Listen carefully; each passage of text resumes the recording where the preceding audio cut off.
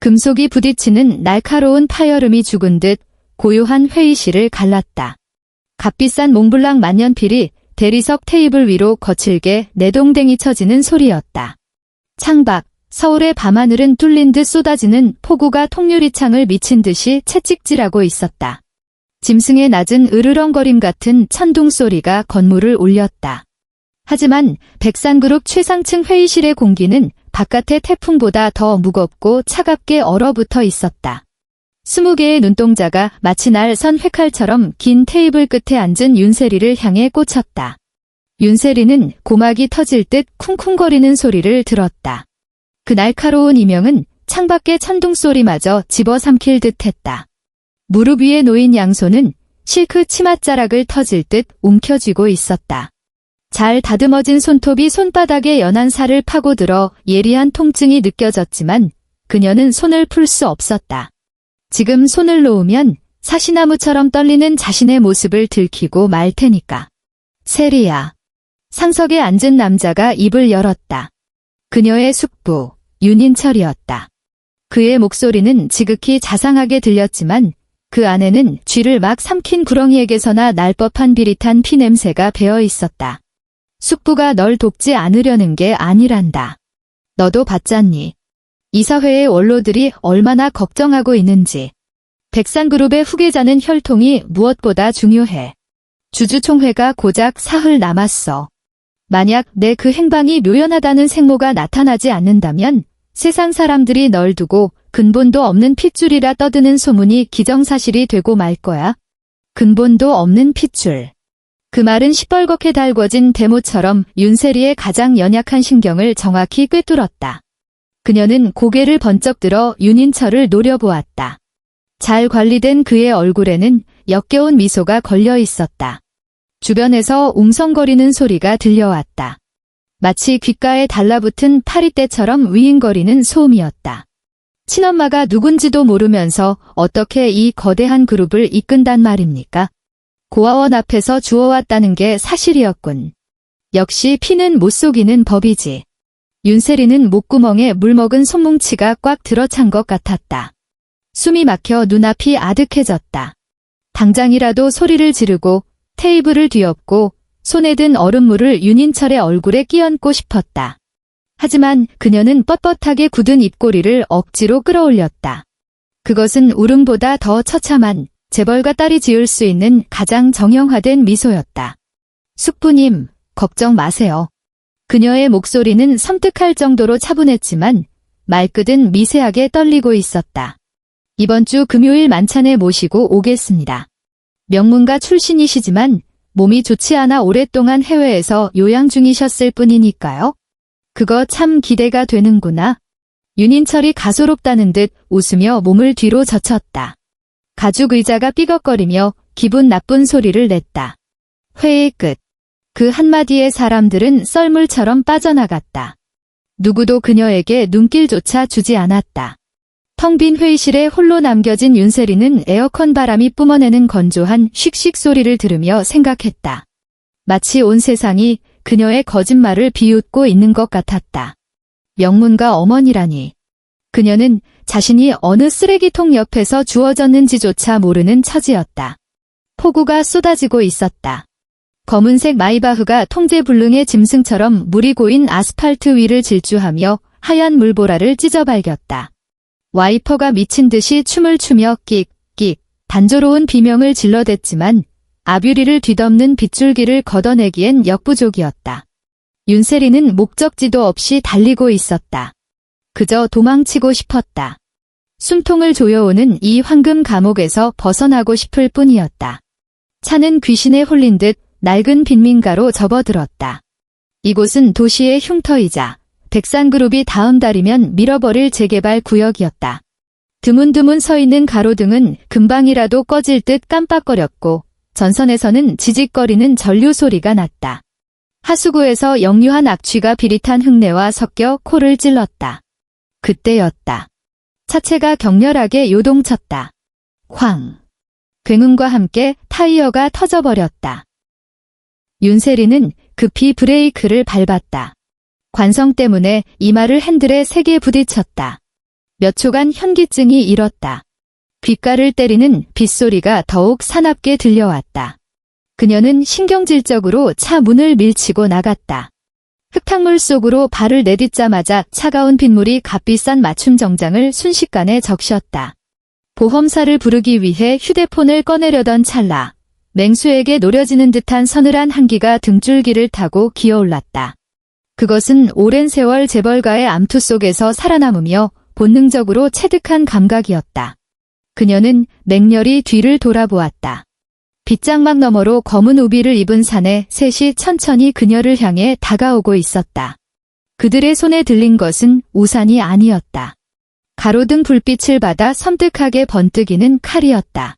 칼날을 타고 흐르는 빗물은 금방이라도 튀어오를 핏방울처럼 보였다. 윤세리 씨. 우두머리로 보이는 사내의 목소리는 사포로 바닥을 긁는 듯 거칠었다. 누군가 당신이 오늘 밤 사라지길 원하더군. 아주 큰 돈을 걸고 말이야. 군더더기 없는 살의 예고였다. 칼날이 빗줄기를 가르는 소리가 날카롭게 고막을 찔렀다. 윤세리는 본능적으로 몸을 돌려달리기 시작했다. 진흙탕 속에서 하이힐은 족쇄나 다름없었다. 그녀는 구두를 벗어 던지고 자갈과 유리 조각이 널린 골목길을 맨발로 미친 듯이 질주했다. 발바닥이 찢어지는 고통이 밀려왔지만 그 통증이 오히려 정신을 맑게 했다. 하지만 막다른 골목이었다.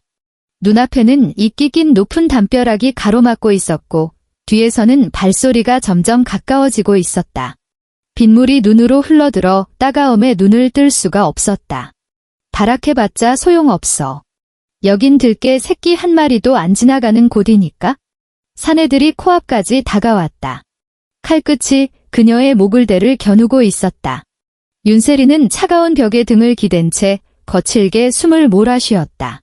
심장이 흉곽을 부술 듯 쿵, 쿵, 쿵 요란하게 뛰었다.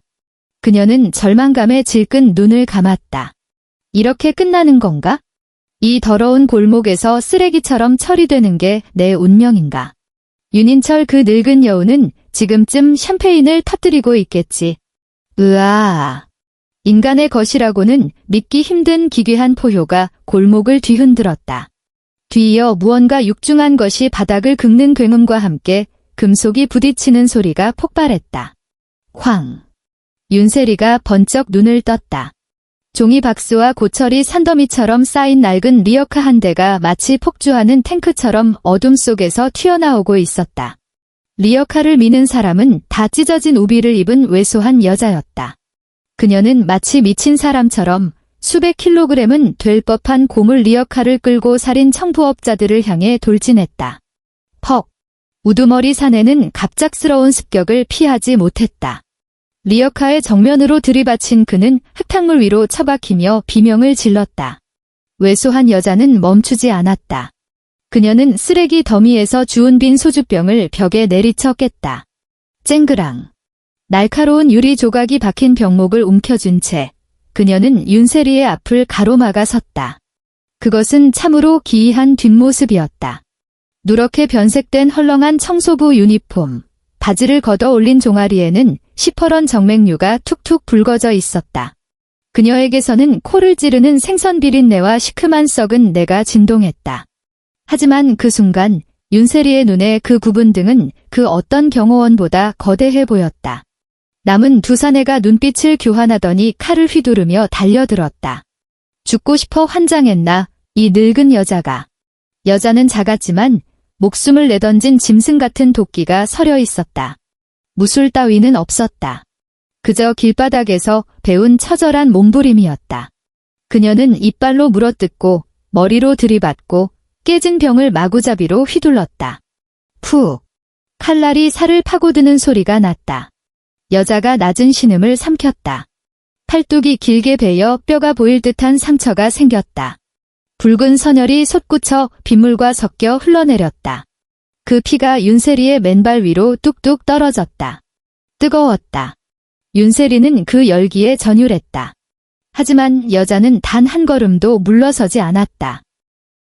그녀는 등 뒤에 윤세리를 죽기 살기로 보호하며 목구멍 깊은 곳에서 끓어오르는 소리를 냈다. 으으. 그녀는 말을 하지 못했다. 벙어리였다. 미친 여자의 기세에 질린 것일까? 아니면 멀리서 들려오는 경찰차 사이렌 소리 때문일까? 사내들은 욕설을 내뱉으며 쓰러진 동료를 일으켜 빗속으로 사라졌다. 골목은 다시 죽음 같은 정적에 잠겼다. 리어카 위로 떨어지는 빗소리만이 요란하게 울렸다. 여자가 휘청거렸다. 손에 들려있던 깨진 병 조각이 툭 떨어지며 바닥에서 산산조각이 났다. 그녀가 천천히 몸을 돌렸다. 희미한 가로등 불빛 아래 윤세리는 그녀의 얼굴을 보았다. 나무 껍질처럼 거친 피부, 눈가에 깊게 패인 주름, 빗물에 젖어 두피에 달라붙은 희고 헝클어진 머리카락. 하지만 그 눈동자는 지금 윤세리를 위아래로 훑으며 전율하고 있었다. 마치 세상에서 가장 귀한 보물이 깨지지 않았는지 확인하는 듯한 간절하고 애타는 눈빛이었다. 그것은 윤세리가 평생 단 한 번도 받아보지 못한 시선이었다. 백산그룹의 사람들은 언제나 그녀를 경외하거나 질투하거나 이용하려 하거나 경멸했다. 그 누구도 이토록 순수한 불순물 하나 없는 걱정으로 그녀를 바라봐 준 적은 없었다. 여자는 굳은 살과 검은 때가 낀 피가 흐르는 손을 떨며 윤세리의 얼굴로 뻗었다. 하지만 닿기 직전 허공에서 멈칫했다. 자신의 더러운 손이 귀한 사람을 더럽힐까 봐 두려운 듯했다. 그녀는 황급히 자신의 지저분한 옷자락에 손을 벅벅 문질러 닦고는 입으로 하는 안타까운 소리를 내며 윤세리의 피투성이 발을 가리켰다. 윤세리는 비린내 나는 이 벙어리 청소부를 바라보았다. 그녀의 팔에서 흐르는 붉은 피를 보았다. 그리고 그 비천하지만 따스한 눈을 보았다. 그 순간 터무니없지만 강렬한 충동이 번개처럼 윤세리의 뇌리를 스쳤다. 돈 필요하세요? 윤세리의 목소리는 빗소리에 섞여 갈라졌다. 여자는 멍하니 그녀를 바라보았다. 윤세리는 깊게 숨을 들이마셨다. 차가운 빗물이 폐부를 찌르자 사고가 명료해졌다. 그녀는 진흙탕을 가로질러 여자에게 다가갔다. 코를 찌르는 악취도 상관없었다. 그녀는 여자의 거친 양 어깨를 꽉 움켜쥐었다. 잘 들으세요. 윤세리는 여자의 눈을 똑바로 응시하며 또박또박 말했다. 도박사의 마지막 배팅 같은 광기가 서려 있었다. 얼마를 원하든 다 드릴게요. 10억, 100억, 아니면 1000억. 당신이 내 부탁 하나만 들어준다면요. 여자는 겁에 질려 뒷걸음질 치려 했지만 윤세리는 놓아주지 않았다. 내 엄마가 되어주세요. 그 말이 떨어지는 순간 하늘에서 천둥이 치며 두 사람의 창백한 얼굴을 비췄다. 딱 일주일이에요. 내가 주는 옷을 입고 입을 다문 채 내 옆에 서 있기만 하면 돼요. 약속만 해준다면 평생 쓰고도 남을 돈을 드리겠어요. 윤세리의 목소리가 떨렸다. 그녀는 이 밑바닥 인생의 여자가 가진 돈에 대한 갈망에 그리고 자신의 설명할 수 없는 직감에 모든 것을 걸고 있었다. 여자의 눈빛이 공포에서 의문으로 그리고 깊은 슬픔으로 바뀌었다. 그녀는 진흙투성이가 된 윤세리의 발과 공포로 질린 얼굴을 번갈아 보았다. 갑자기 여자가 품속에서 비닐로 꽁꽁 싸맨 꼬깃꼬깃한 지갑을 꺼냈다. 떨리는 손으로 물에 젖은 사진 한 장을 조심스럽게 뽑아 들었다. 병상에 누워 호흡기를 꽂고 있는 소년의 사진이었다.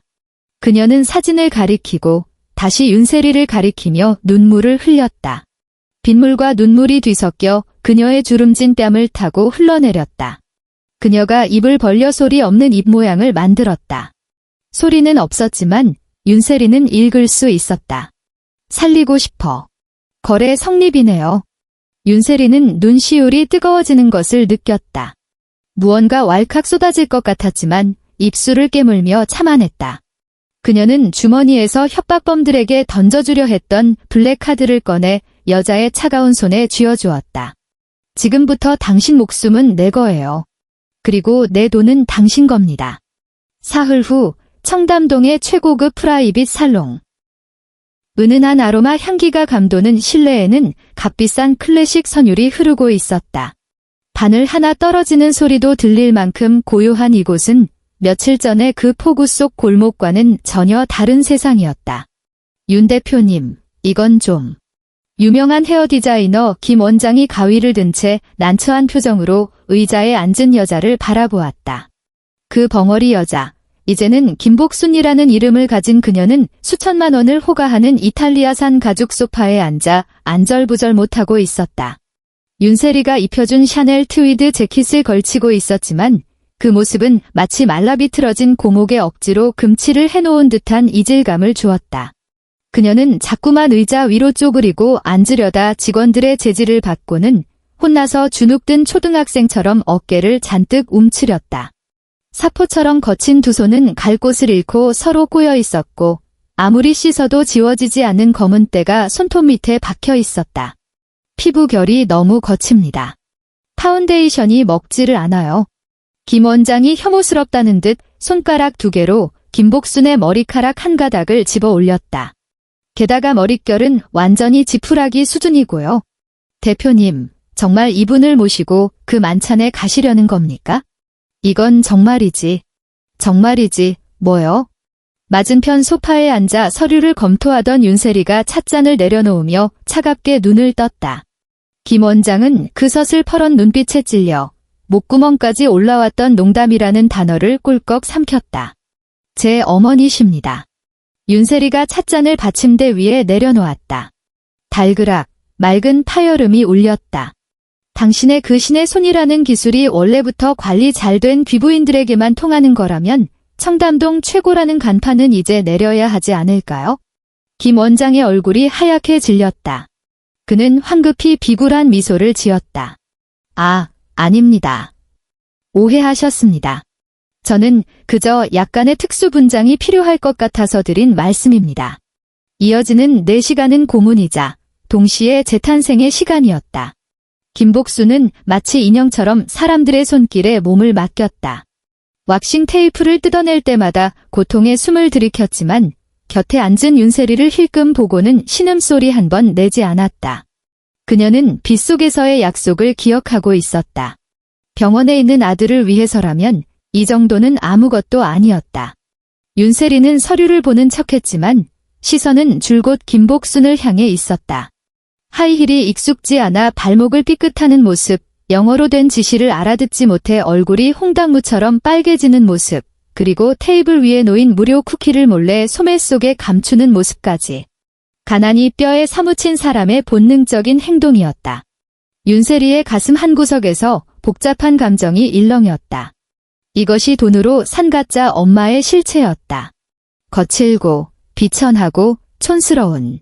하지만 바로 저 여자가 칼날 앞을 막아서며 자신을 지켰다. 다 됐습니다. 김 원장의 목소리가 윤세리의 상념을 깨뜨렸다. 윤세리는 고개를 들었다. 순간 그녀의 동공이 미세하게 흔들렸다. 거울 속의 여자는 짙은 녹색 벨벳 드레스를 입고 있었다. 완벽하게 재단된 옷감이 그녀의 마르고 꼿꼿한 몸을 감쌌다. 희끗희끗하던 머리는 우아한 밤색으로 염색되어 세련되게 말려 올라가 있었고 두꺼운 화장이 세월의 풍파를 덮었다. 목에는 다이아몬드 목걸이가 영롱하게 빛나고 있었다. 여전히 투박한 손과 눈동자에 서린 깊은 두려움만 아니라면 그녀는 영락없이 사연 있어 보이는 귀족 부인이었다. 김복순은 거울 속에 자신을 바라보며 떨리는 손을 들어 올렸다. 이 화려한 여자가 쓰레기를 줍던 벙어리 자신이라는 사실을 믿을 수 없다는 듯 했다.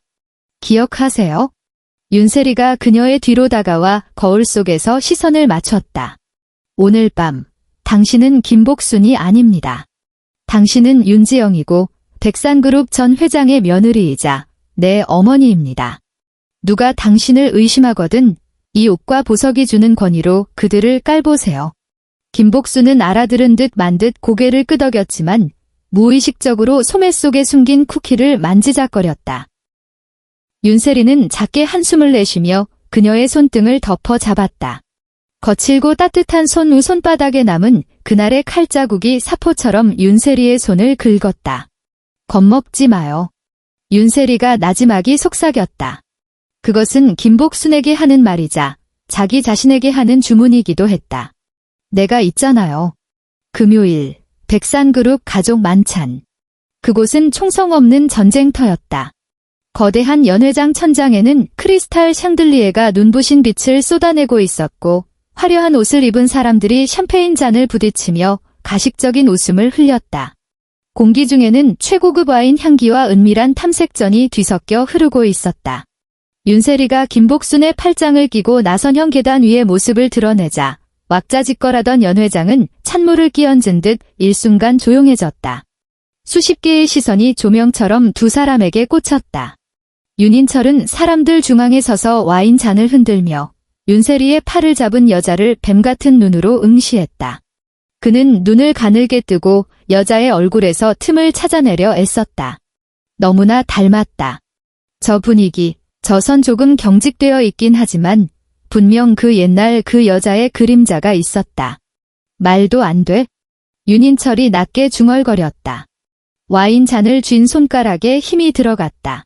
그 여자는 분명히 처리했는데. 숙부님. 윤세리는 김복순을 이끌고 그 앞으로 다가갔다. 턱을 치켜든 그녀의 모습은 오만한 백조 같았다. 어머니를 모시고 왔습니다. 김복순은 다리가 후들거리는 것을 느꼈다. 쏟아지는 시선들이 바늘처럼 전신을 찔러댔고 목에 건 보석은 천근만근 무거운 족쇄 같았다. 그녀는 옆에 선 젊은 아가씨의 팔 또한 딱딱하게 굳어있음을 느꼈다. 이분이 형수님이라고? 윤인철이 입꼬리만 올린 채 한 걸음 다가왔다. 그의 시선이 김복순의 얼굴을 노골적으로 훑어내렸다. 마치 모조품을 감정하는 듯한 불쾌한 눈빛이었다. 30년 만이군요. 형수님, 그동안 고생을 많이 하셨나 봅니다. 얼굴이 많이 상하셨네요. 그런데 왜 아무 말씀이 없으십니까? 이 시동생을 잊으신 건 아니겠죠? 김복순은 겁에 질려 움찔 뒤로 물러섰다. 목구멍에서 컥컥 하는 거친 소리가 새어나왔다. 주변에서 킥킥거리는 비웃음 소리가 낮게 깔렸다. 뭐야, 벙어리야? 손 좀 봐, 저게 무슨 귀부인 손이야? 내 말이 맞지? 어디서 배우 하나 사서 데려온 거라니까. 연기 한 번 형편없네. 윤세리의 심장이 바닥으로 곤두박질 쳤다. 김복순의 공포가 전해져 왔다. 이것은 단순한 무대 공포증이 아니었다. 눈앞의 남자를 향한 본능적이고 뼈에 사무친 두려움이었다. 어머니께서는 성대 치료 중이십니다. 윤세리가 한 발 앞으로 나서 김복순을 가로막으며 차갑게 쏘아붙였다. 숙부님, 그만하시죠. 그만해. 윤인철이 코웃음을 치더니 갑자기 손가락을 딱 튕겼다. 그 신호와 함께 뜨거운 삼계탕 뚝배기를 쟁반에 받쳐 들고 지나가던 웨이터가 발이 꼬인 척 비틀거렸다. 웨이터의 몸이 윤세리 쪽으로 쏠렸다. 펄펄 끓는 삼계탕 국물이 하얀 김을 내뿜으며 윤세리의 얼굴을 향해 쏟아졌다. 그것은 정교하게 계산된 사고였다. 조심해. 시간이 엿가락처럼 늘어지는 것 같았다. 윤세리는 눈앞으로 쏟아지는 뜨거운 국물을 보면서도 피할 수 없었다. 그녀는 반사적으로 눈을 질끈 감고 살이 타들어 갈 고통을 기다렸다. 하지만 예상했던 고통은 찾아오지 않았다. 와장창. 도자기 그릇이 박살나는 소리가 났다. 뒤이어 치익, 살이 찢어지는 소리와 함께 매캐한 냄새가 코를 찔렀다. 윤세리가 번쩍 눈을 떴다. 그녀의 앞을 막아서고 있는 것은 김복순이었다. 그 왜소한 여자가 찰나의 순간에 망설임도 없이 맨손으로 펄펄 끓는 뚝배기를 받아낸 것이었다. 끓는 국물이 그녀의 상처투성이 팔뚝과 가슴 위로 쏟아져 내렸고 순식간에 시뻘건 화상이 부풀어 올랐다. 연회장은 찬물을 끼얹은 듯 정적에 휩싸였다. 윤인철마저 입을 벌린 채 굳어버렸다. 저건 연기로 할 수 있는 짓이 아니었다. 저건 본능이었다. 김복순은 고통에 온몸을 사시나무처럼 떨며 식은땀을 흘렸다. 하지만 그녀는 비명을 지르지도 물러서지도 않았다. 그녀가 천천히 고개를 들었다. 겁에 질려 도망치기 바빴던 그 눈동자가 지금은 두 개의 횃불처럼 이글거리고 있었다. 그것은 새끼를 지키려는 어미 사자의 눈빛이었다. 흉포하고 결연하고 미쳐 있었다. 그녀는 윤인철을 죽일 듯 노려보며 한 걸음씩 다가갔다. 윤인철은 이 벙어리 여자의 기세에 눌려져도 모르게 뒷걸음질 쳤다. 당신 뭐야? 짝. 날카롭고 거대한 파열음이 연 회장을 뒤흔들었다. 김복수는 펄펄 끓는 국물에 대어 시뻘겋게 부어오른 손을 부들부들 떨면서도 있는 힘을 다해 윤인철의 뺨을 후려갈겼다. 짝. 날카로운 파열음이 연 회장의 정막을 찢었다. 김복순이 온몸에 체중을 실어 날린 그 일격에 윤인철의 입가에서는 순식간에 붉은 핏줄기가 터져나왔다. 좌중이 헉 하고 숨을 삼켰다. 김복순이 입을 벌렸다. 그녀의 목구멍에서 짐승의 으르렁거림 같은 거칠고 파편화된 소리가 터져나왔다. 그것은 말이 아니었다. 공포와 침묵을 깨부수고 나온 새끼를 지키려는 어미의 가장 원초적인 포효였다. 비록 정확한 단어는 아니었지만 그 자리에 있는 누구라도 그 눈빛이 하는 말을 알아들을 수 있었다. 내 딸 건드리면 죽여버리겠어. 그 따귀 한 대는 마치 세상의 정지 버튼을 누른 것 같았다. 공기 중을 떠도는 숨막히는 정적은 창밖의 폭우 소리보다 더 무겁게 내려앉았다. 고개가 돌아간 윤인철의 뺨은 육안으로 보일 만큼 빠르게 부어올랐고 터진 입가에서 흐르는 피는 화려한 샹들리의 조명을 받아 섬뜩하게 번들거렸다. 그는 믿을 수 없다는 듯 눈을 부릅떴다. 동공이 지진이라도 난 듯 격렬하게 흔들렸다. 방금 자신을 때린 것이 비천한 벙어리가 아니라 지옥에서 기어 올라온 악귀라도 되는 것처럼.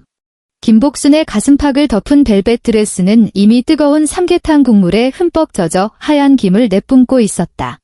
우아했던 짙은 녹색 천은 검게 변해 물집이 잡히기 시작한 피부에 흉하게 달라붙었다. 방금 뺨을 올려붙인 그녀의 손은 허공에 멈춘 채 미세하게 떨리고 있었다. 그것은 두려움 때문이 아니었다. 분노였다. 계급 따위는 안중에도 없는 육체를 초월한 어떤 본능이었다. 목구멍을 긁으며 나오는 그 탁한 괴성은 높디 높은 연회장의 동천장을 울렸다. 그것은 경고이자 목숨을 건 선전포고였다. 윤세리는 심장이 덜컥 내려앉는 것 같았다. 자신의 앞을 가로막은 저 작고 왜소한 등 화상을 입어 붉게 부어오르고 껍질이 벗겨지기 시작한 팔뚝을 보며 예고도 없이 눈시울이 붉어졌다. 사흘 전 그 더러운 비 오는 골목에서도 이 손은 똑같이 그녀를 막아서고 있었다. 이 미친 여자를 당장 끌어내. 정신을 차린 윤인철이 수치심과 분노로 얼굴을 일그러뜨리며 꽥 소리를 질렀다. 찢어지는 듯한 고성이었다. 검은 양복을 입은 경호원 몇 명이 즉시 달려들었다. 누구든 움직여봐. 윤세리가 맹렬하게 앞으로 나서며 김복순의 성한 손을 낚아채듯 잡았다. 평소 계산과 냉소로 무장했던 그녀의 눈빛이 지금은 맹독을 바른 얼음칼처럼 서늘하게 빛나고 있었다. 그녀가 좌중을 휘둘러 보자 시선이 닿는 곳마다 사람들이 흠칫하며 눈을 피했다. 오늘 누구든 내 어머니 털끝 하나라도 건드리면? 윤세리의 목소리는 높지 않았지만 연회장 구석구석까지 명료하게 꽂혔다. 나 윤세리의 이름을 걸고 맹세컨대 백산그룹 전체를 걸고서라도 그 집안을 아주 박살 내버리겠어. 재벌가의 진흙탕 싸움 속에서 뼈가 굵은 그녀가 뿜어내는 살기에 달려들던 경호원들의 발이 바닥에 본드라도 붙인 듯 딱 멈춰섰다. 윤세리는 더 이상 누구에게도 눈길을 주지 않았다. 그녀는 마치 깨지기 쉬운 국보급 도자기를 다루듯 조심스럽게 김복순을 부축했다. 그리고 김복순의 귓가에 작게 속삭였다. 가요. 병원부터 가야 해요. 김복순은 여전히 사시나무처럼 떨고 있었다. 하지만 윤세리의 손바닥에서 전해지는 온기를 느끼자 사자 같던 도끼는 순식간에 사라지고 아이처럼 겁먹은 표정이 되었다. 그녀는 화상 입은 흉한 손이 윤세리의 비싼 드레스를 더럽힐까 봐 자꾸만 등 뒤로 감추려 했다. 하지만 윤세리는 그 손을 절대 놓아주지 않았다. 수십 개의 시선이 등 뒤에 꽂히는 것을 느끼며 그녀는 꼿꼿하게 허리를 펴고 연회장을 빠져나갔다. 육중한 참나무 문이 쾅 하고 닫히자마자 연회장은 벌집을 쑤신 듯 소란스러워졌다. 홀로 남겨진 윤인철은 사람들이 예상한 것처럼 길길이 날뛰지 않았다. 그는 닫힌 문을 뚫어지라 노려보며 손등으로 입가의 피를 닦아냈다. 혀끝의 감도는 비릿한 쇠맛에 눈매가 가늘어졌다. 방금 그 벙어리가 따귀를 때리던 순간 그 눈빛, 벼랑 끝에 몰려서도 적의 살점을 물어뜯으려던 그 도끼. 너무 닮았다. 정말이지 소름 끼치게 똑같았다. 30년 전 윤씨 집안 대문 밖으로 질질 끌려나가면서 성대를 태우는 독한 약을 억지로 삼키면서도 그 여자는 저런 눈으로 자신을 노려보았었다. 김 비서. 윤인철의 목소리가 뱀 혓바닥처럼 차갑게 깔렸다. 네, 회장님. 신복이 즉시 다가왔다. 윤인철은 바닥에 흩어진 도자기 파편들을 내려다보았다. 그중 삼계탕 국물과 함께 미세한 핏자국이 묻은 조각 하나에 시선이 꽂혔다. 김복순이 맨손으로 뚝배기를 받아낼 때 날카로운 모서리에 베어남은 흔적이었다. 저 조각 당장 수거해. 윤인철이 이를 악물고 씹어뱉듯 말했다. 감식 센터로 보내? 초특급으로 친자 확인 검사 돌려. 당장 그 벙어리 여자가 누군지 밝혀내란 말이야. 서울 성모병원, VIP 화상병동. 소독약 냄새와 화상연고 냄새가 뒤섞인 공기 속에서 심전도 모니터가 규칙적인 기계음을 내고 있었다. 삑삑 고요한 밤에 그 소리는 유독 선명하게 들렸다. 김복수는 침대에 누워 있었다. 진통제와 진정제를 맞고서야 겨우 잠이 든 상태였다. 팔과 가슴에는 두꺼운 거즈가 칭칭 감겨 있었지만 꿈속에서도 고통스러운지 미간은 깊게 패여 있었다. 윤세리는 침대 곁에 앉아 면봉으로 김복순의 이마에 맺힌 식은땀을 조심스럽게 닦아내고 있었다. 그녀는 풍파에 찌든 여자의 얼굴을 찬찬히 뜯어보았다. 주름 골짜기마다 고단한 삶이 켜켜이 쌓여 있었고 피부는 마치 사포에 수천 번은 문대진 듯 거칠었다. 분명 낯설어야 할 얼굴인데 이상하게도 이 고요한 밤 윤세리는 이 얼굴을 보며 난생 처음 느껴보는 안도감에 휩싸였다. 그것은 차가운 윤씨 저택, 벨벳이 깔린 공주 침대 위에서도 한 번도 느껴보지 못한 종류의 평온이었다. 왜일까? 윤세리가 나지막이 중얼거렸다. 그녀의 손가락이 이불 밖으로 나온 김복순의 손을 살짝 건드렸다. 굳은 살이 박히고 자잘한 상처가 가득한 손톱 밑에는 아무리 씻어도 지워지지 않는 검은 때가 훈장처럼 박혀 있었다. 돈 때문이었을까? 하지만 아까 같은 상황은 돈을 아무리 준대도 목숨을 걸 리가 없잖아. 윤세리는 이해할 수 없었다. 그녀의 세계에서 모든 관계는 가격표가 붙은 거래였다. 혈연은 지분을 나누는 명분이었고 결혼은 기업 합병이었으며 아버지라 부르던 사람조차 그녀를 주식 종목 보듯 평가했었다. 그런데 이 여자, 말 한마디 못하는 이 벙어리는 두 번이나 죽음의 문턱에서 그녀를 막아섰다. 만약 이게 연기라면 목숨까지 내던지는 메소드 연기라도 된다는 말인가. 그때였다. 병실 문을 두드리는 조심스러운 소리가 났다. 윤세리의 비서가 심각한 얼굴로 들어왔다. 대표님, 큰일 났습니다. 비서가 목소리를 낮추며 태블릿 PC를 건넸다. 이사회 쪽에서 방금 연락이 왔습니다. 윤인철 부회장 안이 그 늙은 여우가 긴급 주주총회를 소집했습니다. 안건은 대표님의 혈통에 대한 의혹 제기 및 지분 재분배입니다. 윤세리의 눈빛이 순식간에 차갑게 식으며 냉철한 경영자의 얼굴로 돌아왔다. 그녀는 김복순의 이불을 여며주고 자리에서 일어났다. 그 사람이 무슨 근거로? 어머니는 이미 공개적으로. 대표님. 비서가 떨리는 목소리로 말을 끊었다. 윤인철 쪽에서 뭔가 확실한 물증을 잡은 것 같습니다. 그리고 그 청소부 아주머니의 양아들이 입원해 있던 병원에서 방금 연락이 왔는데 누군가 강제로 아이를 전원시켰답니다. 뭐라고? 윤세리가 걸음을 멈췄다. 또각 하이힐 굽소리가 대리석 바닥을 긁었다. 불길한 예감이 독사처럼 목덜미를 감아왔다. 양아들이 사라졌다면 김복순에게는 치명적인 약점이 생긴 셈이다. 윤인철, 이 인간이 설마. 딩. 윤세리의 휴대폰이 짧게 진동했다. 사진 메시지였다. 화면 속에는 어두컴컴한 폐창고가 보였다. 김복순의 양아들이 낡은 매트리스 위에 덩그러니 뉘어 있었고 호흡기에 의지한 아이 옆에는 가면을 쓴 남자 둘이 서 있었다. 곧바로 전화벨이 울렸다. 액정에 뜬 이름은 준인철 세 글자였다. 윤세리는 깊은 숨을 들이쉬고 통화 버튼을 눌렀다. 세리야. 수화기 너머로 윤인철의 역겨운 웃음소리가 들려왔다. 시가에 불을 붙이는 라이터 소리가 딱 하고 겹쳐졌다. 오늘 밤 연극은 아주 훌륭했어.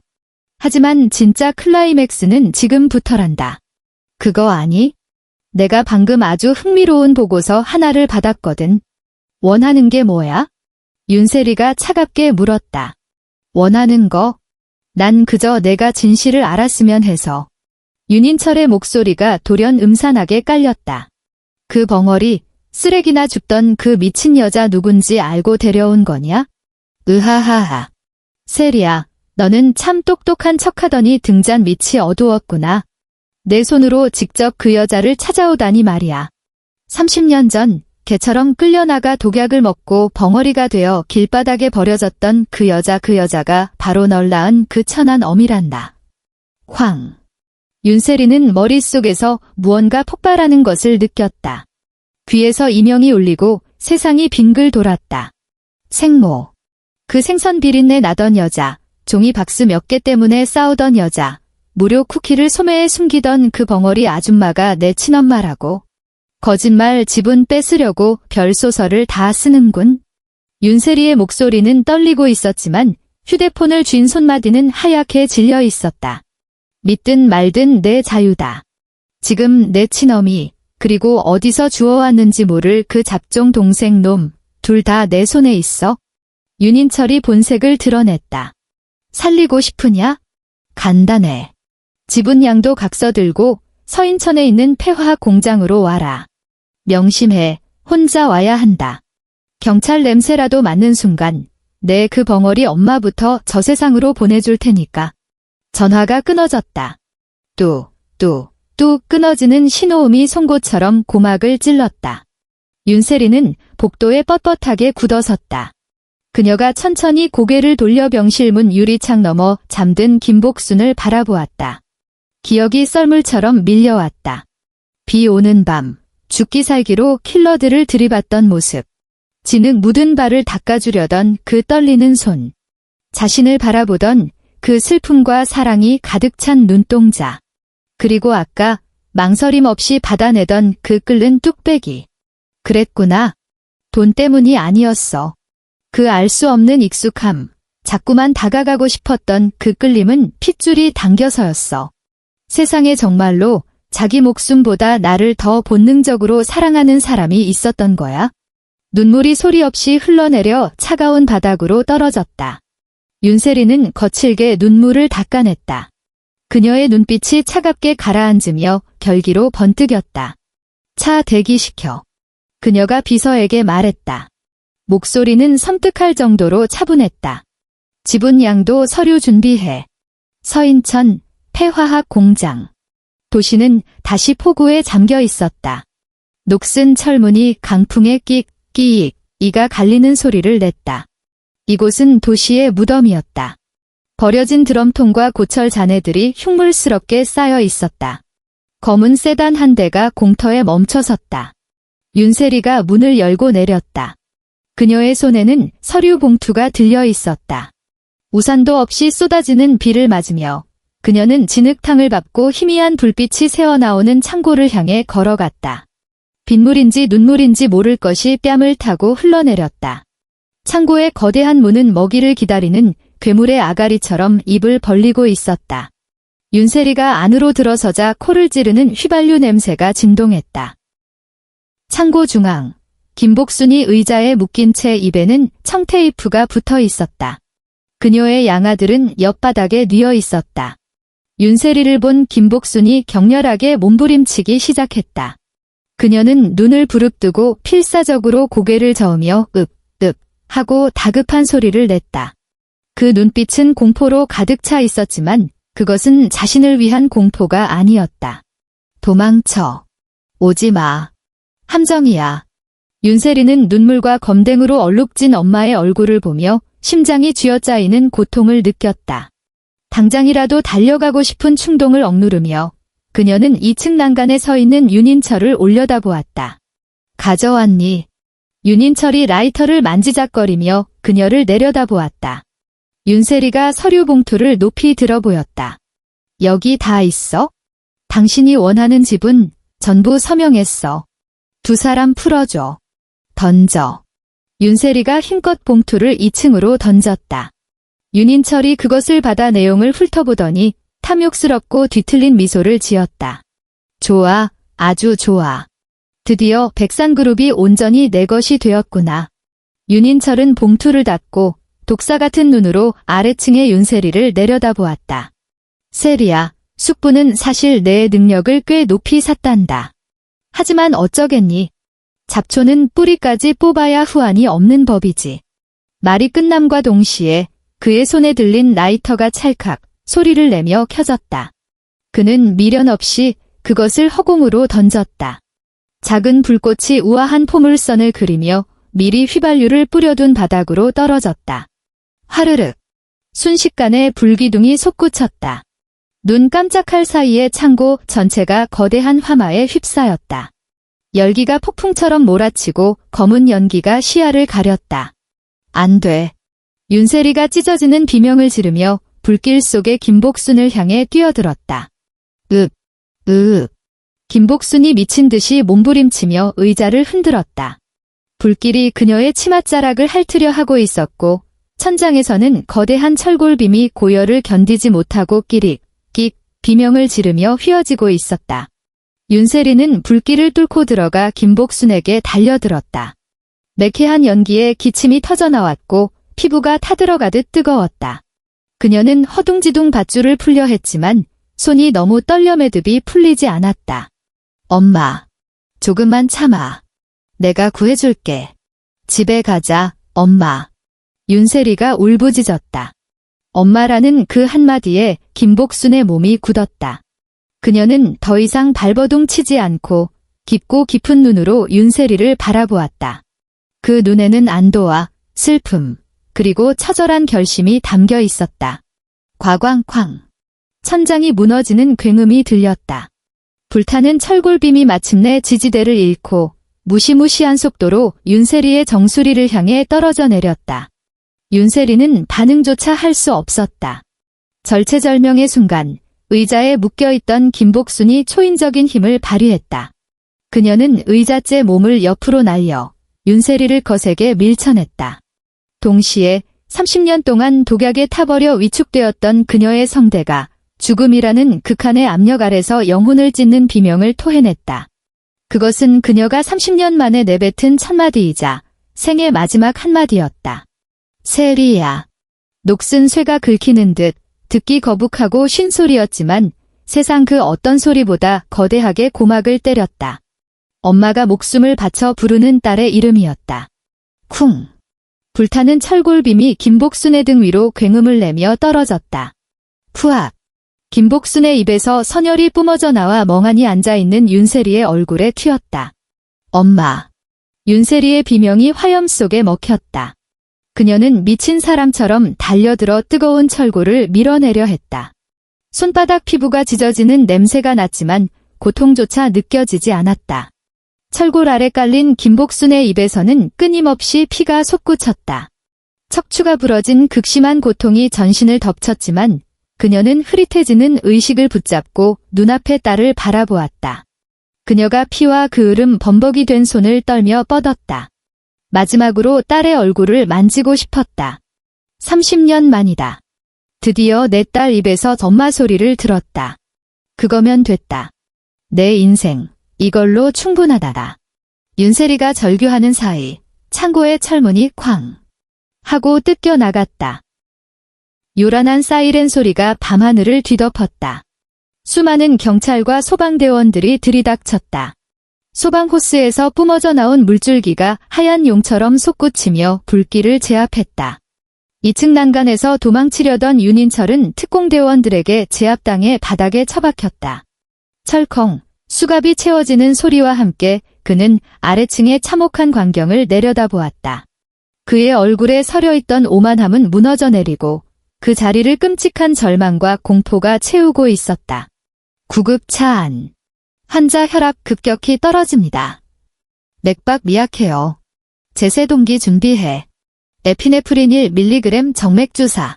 좁은 차 안은 각종 기계의 경고음으로 아수라장이었다. 윤세리는 들것 옆에 무릎을 꿇고 점점 차가워지는 김복순의 손을 으스러져라 잡고 있었다.